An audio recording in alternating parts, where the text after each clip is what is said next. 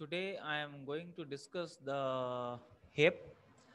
So firstly we will talk about what is hip and how we can build a hip.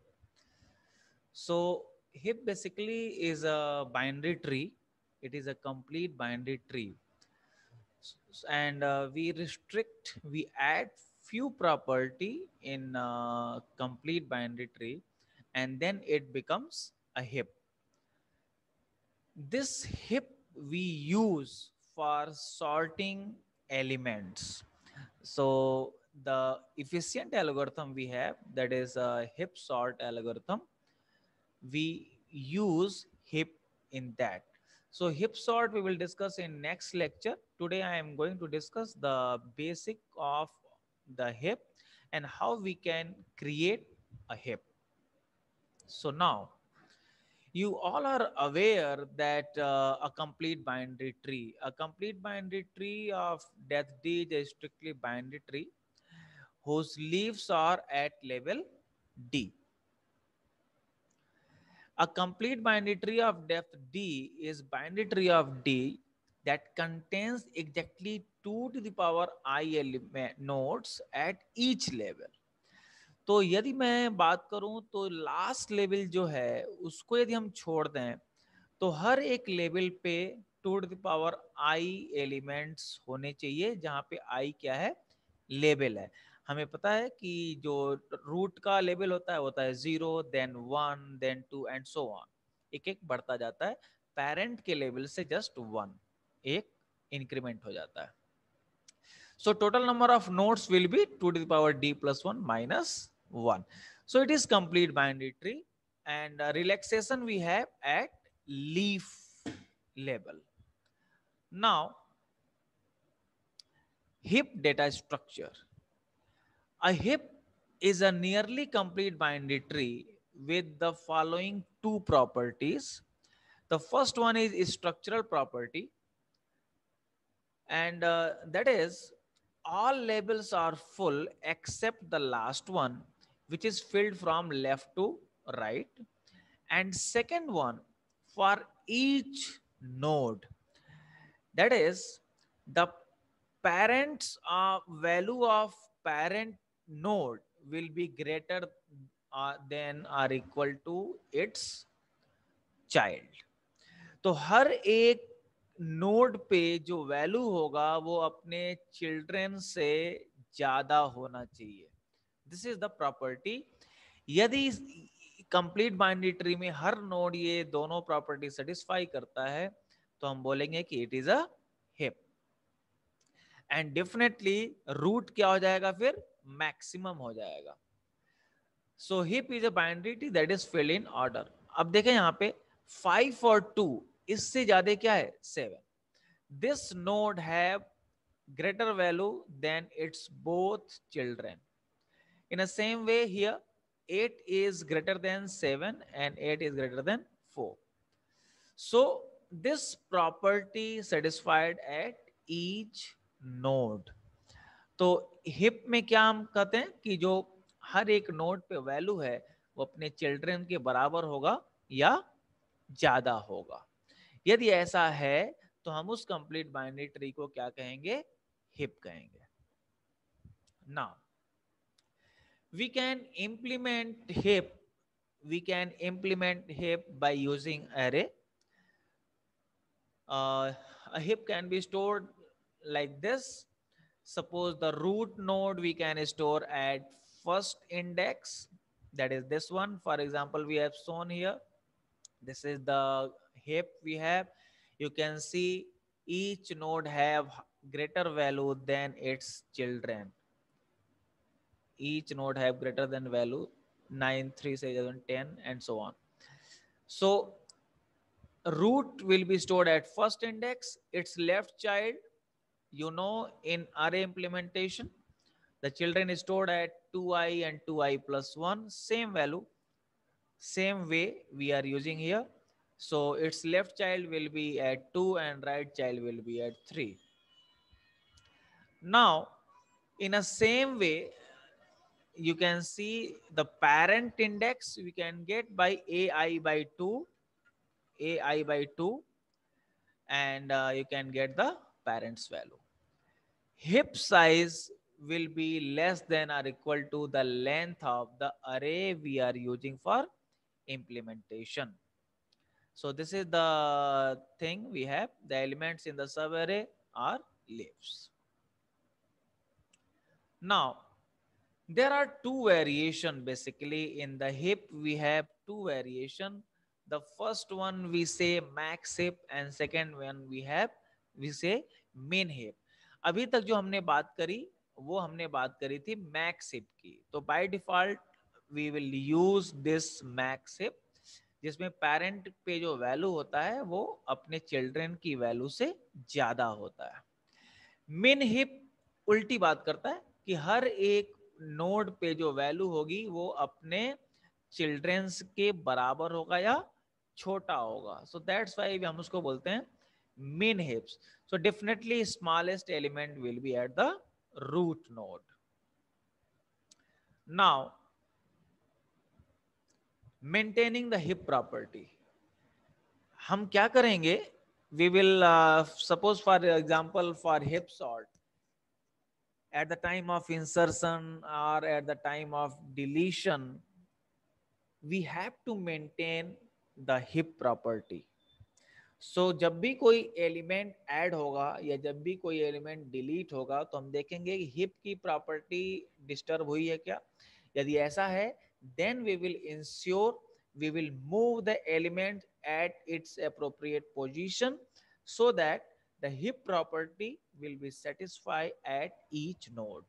Now, suppose a node is smaller than a child, then left or right subtree of that node are max heap. So to eliminate the violation, exchange with larger child. For example, see here, we can see this node is 4. It is less than its children. So we will replace it by the larger child. So 14 is greater than, then we will move. So 16 हमने move किया ऊपर and 4 move हो गया नीचे. Okay,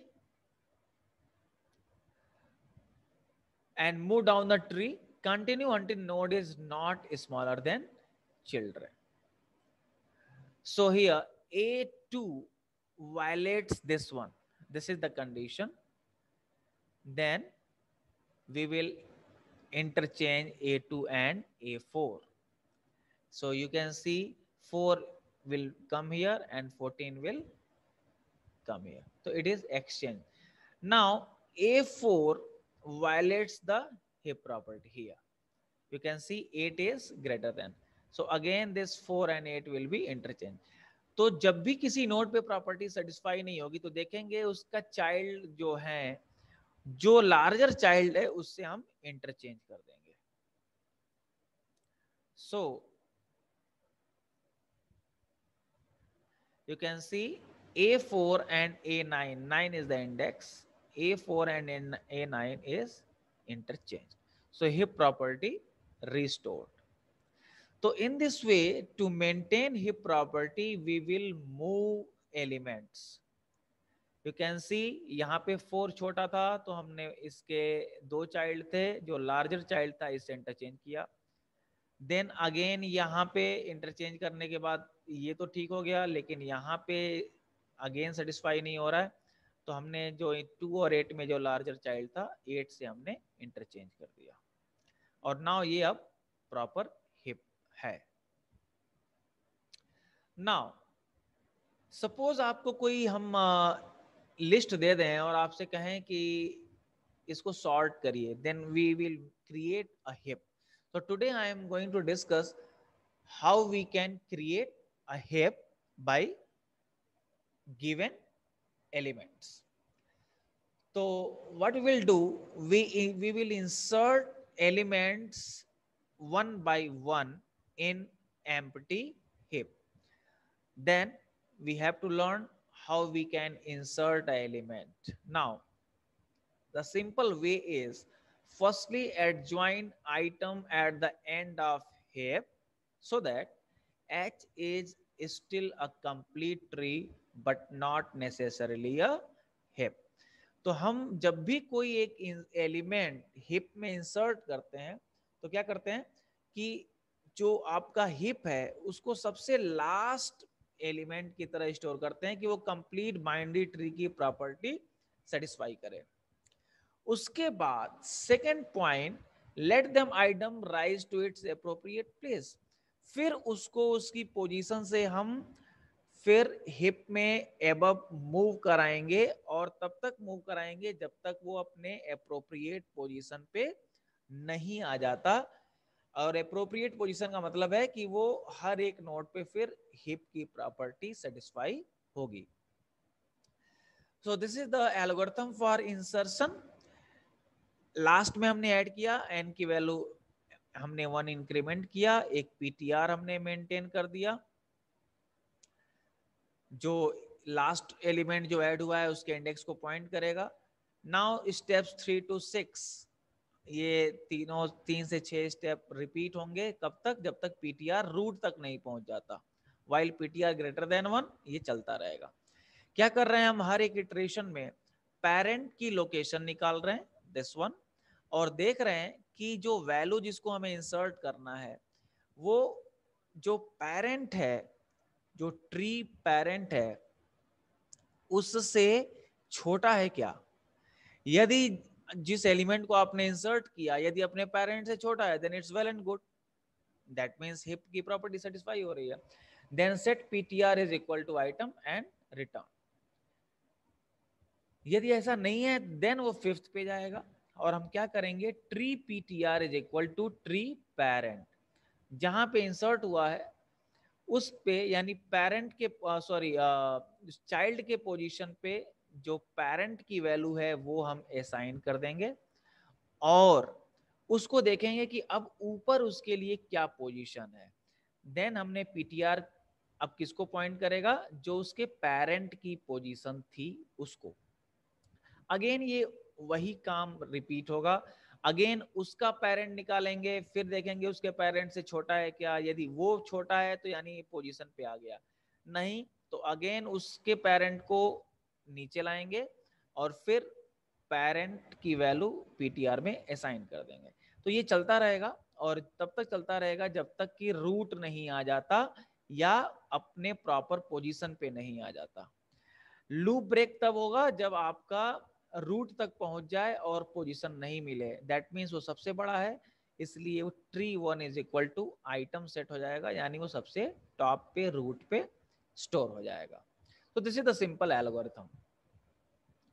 now अब ये हमें list दिया हुआ है, इसका हमें हिप बनाना है। हम मान लिख के चलते हैं कि बिगिनिंग में ये एम्प्टी हिप है। तो बिगिनिंग में आपका जब एम्प्टी है तो 44 एज इट इज इंसर्ट हो गया। Then next one 30 last second में नोट की तरह कंप्लीट बाइनरी ट्री की तरह लेफ्ट चाइल्ड की तरह इंसर्ट हो गया। यहाँ पे 30 देखिए 44 से छोटा है यानी हिप की प्रॉपर्टी सेटिस्फाई हो रही है, इट्स ओके। नाउ फिर 50 इंसर्ट होगा, तो 50 कहां पे इंसर्ट होगा, 44 का राइट चाइल्ड। अब देखिए 44 का जब राइट चाइल्ड होगा तो यहाँ पे ये सेटिस्फाई नहीं करेगा क्योंकि 44 छोटा है 50 बड़ा होगा। तो ये 44 यहाँ नीचे आ जाएगा और 50 ऊपर चला जाएगा। यहाँ पे ये शो किया गया है exchange has taken place. Exchange को हम डॉटेड लाइन से शो कर रहे हैं। 50 ऊपर चला गया, 44 नीचे आ गया। Next element 22। 22 देखिए फिर 30 का लेफ्ट चाइल्ड की तरह से इंसर्ट होगा, 22 आ गया। 22 30 से छोटा है, हिप की प्रॉपर्टी सेटिस्फाई हो रही है, देन इट्स ओके, यानी ये हिप है। Again next element 60। 60 30 का राइट चाइल्ड के रूप में इंसर्ट होगा। अब देखिए 30 जब का राइट चाइल्ड होगा तो 60 30 से बड़ा है, तो 30 नीचे आएगा, 60 यहां आ जाएगा। अगेन 60 इस 50 से छोटा है तो 60 ऊपर चला जाएगा, 50 नीचे आ जाएगा। तो इस तरह से पेरेंट से मैच करते रहेंगे, यदि छोटा है तो वहीं रुक जाएगा और नहीं छोटा है तो पेरेंट उसके पोजीशन पे आएगा और वो एलिमेंट ऊपर मूव करता रहेगा। ये डॉटेड लाइन दोनों शो कर रहा है कि ये 60 यहाँ से यहाँ पे और फिर यहाँ से यहाँ पे मूव किया है। इसको हमने यहाँ पे देखिए शो किया है, नहीं sorry, this is the case. पहले यहाँ पे 60 इंसर्ट किया, 30 से बड़ा था, इसके बाद हमने ये एक्सचेंज किया, 60 ऊपर आया, 30 नीचे आ गया, एंड देन उसके बाद हमने ये 50 नीचे आया और 60 ऊपर आया। तो इन दोनों स्टेप्स को हमने कंबाइन यहाँ पे शो किया हुआ है। नेक्स्ट वन 55 इंसर्ट हुआ, 55 नेक्स्ट कंप्लीट बाइनरी ट्री के हिसाब से यहाँ पे फिर 44 का लेफ्ट चाइल्ड के रूप में आएगा, 44 का लेफ्ट चाइल्ड 55 आएगा, 44 से ये बड़ा है इसलिए 44 नीचे आ जाएगा और 55 ऊपर चला जाएगा। यहाँ पे एक्सचेंज शो किया है। इन अ सेम वे 77 यहाँ पे राइट में आएगा, तो 55 से चूंकि वो बड़ा है तो 55 नीचे आ जाएगा, फिर 60 नीचे आ जाएगा और 77 ऊपर चला जाएगा। ये यहाँ पे शो किया है, देखें 55 नीचे आ गया, 60 यहाँ पे आ गया, फिर ये दोनों इंटरचेंज दिखाए हुए हैं। कंप्लीटली लास्ट में ये आपका फिर अगेन 55 आया, तो 55 22 के लेफ्ट में आएगा, अगेन ये दो एक्सचेंज होंगे, 55 ऊपर जाएगा, 22 नीचे आ जाएगा, फिर 50 नीचे आएगा और 55 ऊपर चला जाएगा। So in this way this will be the hip. In the next lecture, I will discuss hip sort and we will use all these content. Thank you.